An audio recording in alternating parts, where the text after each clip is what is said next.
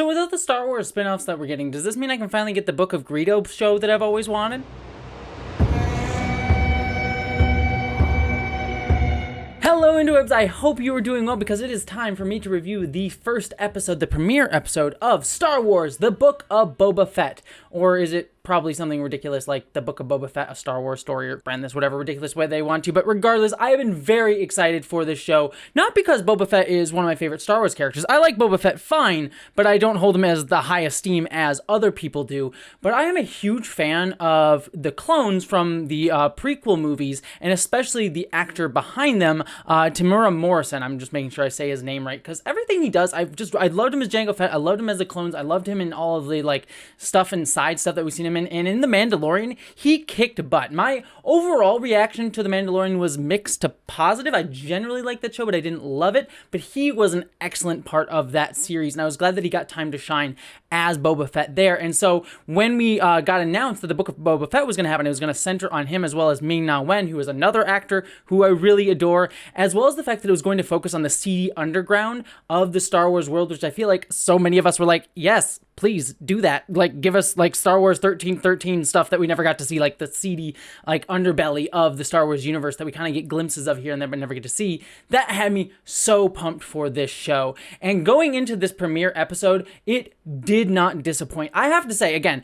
as my reaction to The Mandalorian was mixed to positive, this opening premiere episode I think is a great statement and a great direction for Star Wars going forward, because this was honestly truly fantastic. I am going to keep this shorter because I'm currently on kind of a little bit of a mini vacation, so I'm just going to go through the things that I really liked, and then starting next week I'll probably do a more in-depth beat-by-beat breakdown of every single episode. So let's just getting into this. The opening 15 minutes, and I'm going to go full spoilers by the way into this, so if you have not seen the episode, no, I'm just going to go straight into spoilers before we get into the discussion. But getting into the episode itself, I was shocked to see that the opening of this episode was kind of doing a flashback to show us how Boba Fett survived in the Sarlacc pit way back in Star Wars Episode 6, because that was kind of a weird missing link between The Mandalorian and the end of where we last saw Boba Fett getting shoved into the Sarlacc pit. And I know kind of a lot of us Star Wars fans kind of just naturally took it as a given that Boba Fett had survived, given that he had survived a lot in the extended universe, and then obviously popped up The Mandalorian.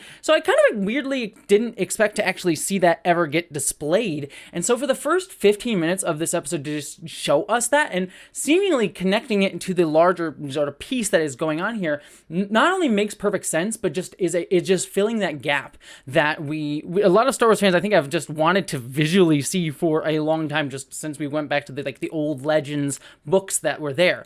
And these opening 15 minutes were fantastic because not that no dialogue does it automatically make something better, but I feel like the if you can tell a story just with visuals alone and your actors alone and your sets alone, I think that just really is taking full advantage of the visual medium of film and cinema and television. And dialogue's great. I love dialogue heavy stuff. I believe me, I do.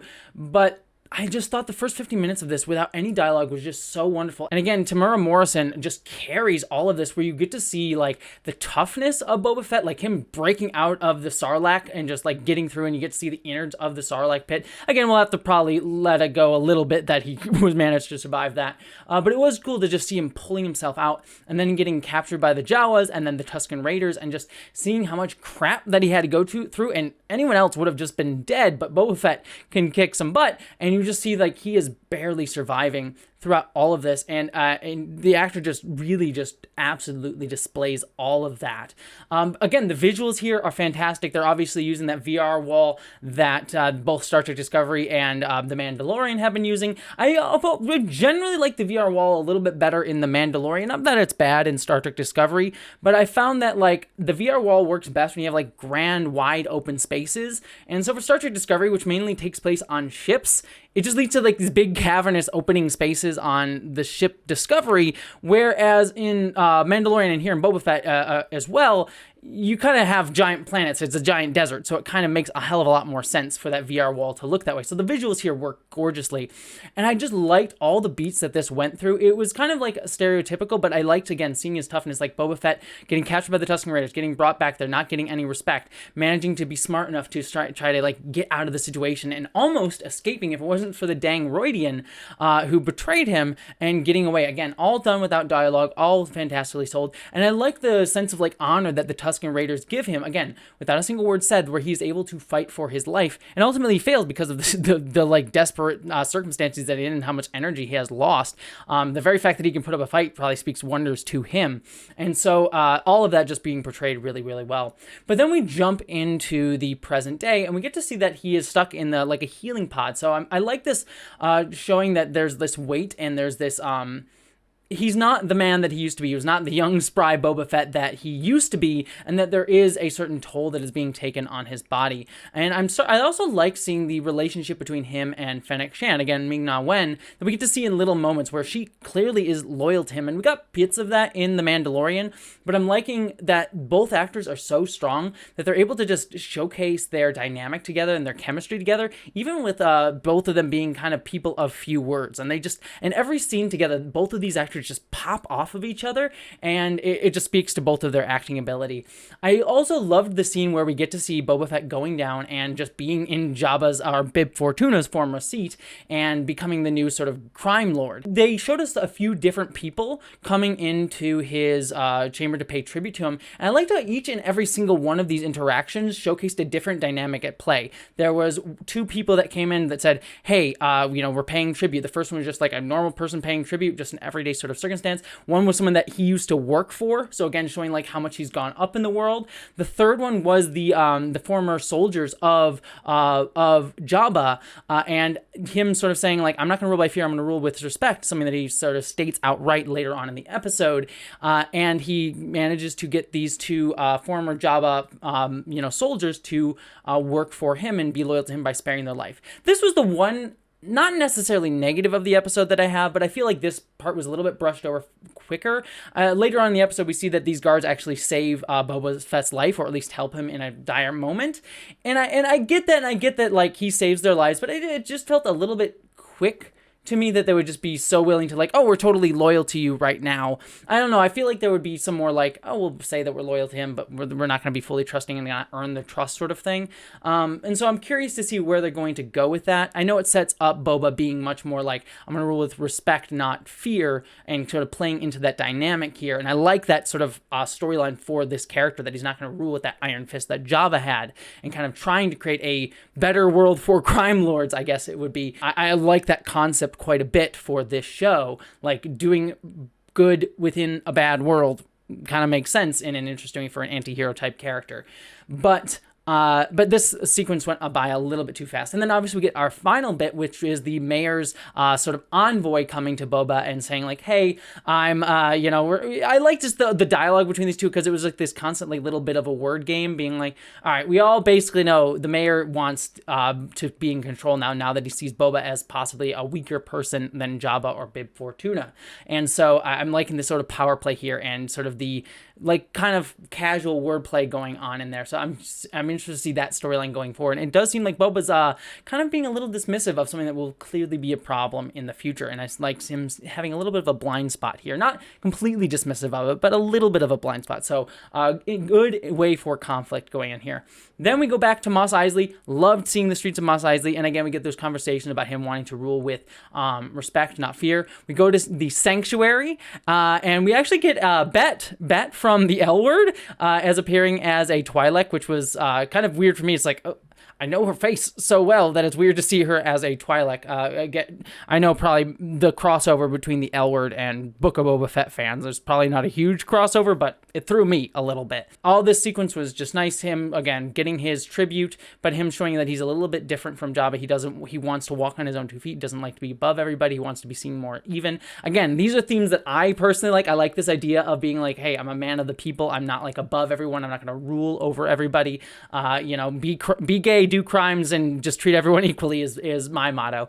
And so I thought that was, again, good themes throughout all of this. And again, I also like seeing a male and female Twi'lek come up to them. Again, Like, Disney has a little bit more of a shady feeling with LGBTQ issues as opposed to like something like Star Trek Discovery. But I did like to see like, hey, equal opportunity Twi'leks. You can have a dude Twi'lek, you can have a girl Twi'lek. It's all good here. No one's judging anybody. That would make sense for a place like Mos Eisley, being open to that, especially in the Star Wars, I was going to say future, but I guess past. So that was cool. Then we get seeing the Boba and Fennec getting attacked. The choreography of this fight sequence was fantastic. I loved the when Fennec was chasing off after these attackers, that she basically just used a lot of parkour. It was just really well done and really well handled, and you could really see the set of Mos Eisley being fully utilized, and Ming being kind of being very brutal, killing one of the guards and saving the other because Boba asked her to bring them in alive. Wonderful job here.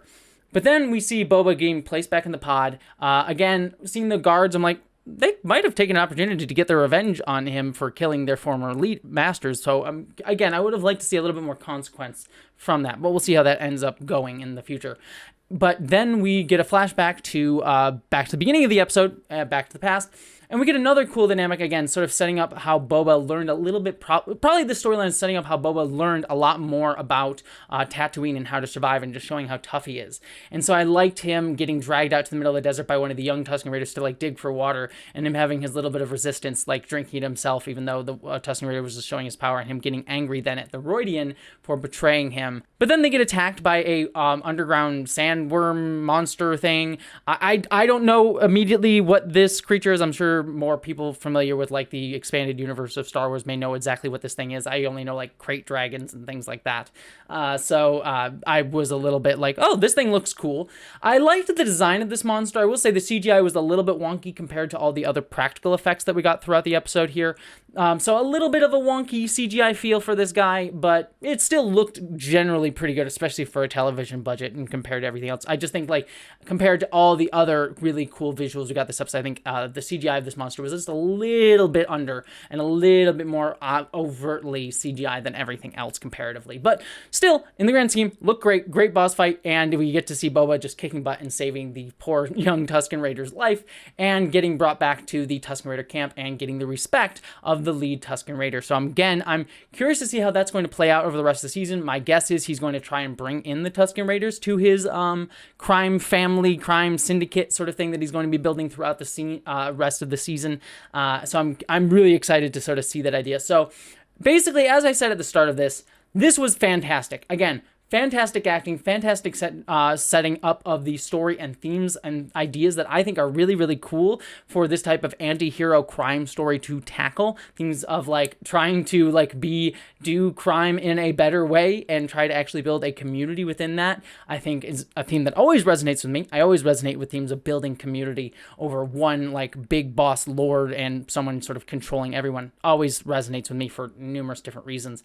And so I'm liking this setup. The visuals were great, the story was great, the writing was impactful, the acting was fantastic, just all around a solid premiere episode, and I think easily one of my favorite Star Wars things so far. Again, this is obviously a little bit of recency bias, but having watched them, like I'm comfortable saying this episode might be one of the strongest starts to any Star Wars project that Disney has done. That's not necessarily a high bar, but I do think that this was a strong introduction to the series. So that's my thoughts on Book of Boba Fett. I'm excited to get into episode 2. I actually spoke for a lot longer than I intended to with this review. I only meant to do it really quickly, but so thank you for listening and indulging me, my rant on the episode, but I'd love to hear your thoughts down in the comments below. But beyond all that, thank you so much for watching. I hope you have a wonderful New Year's Eve, and I will see you all in 2022, and live long and prosper.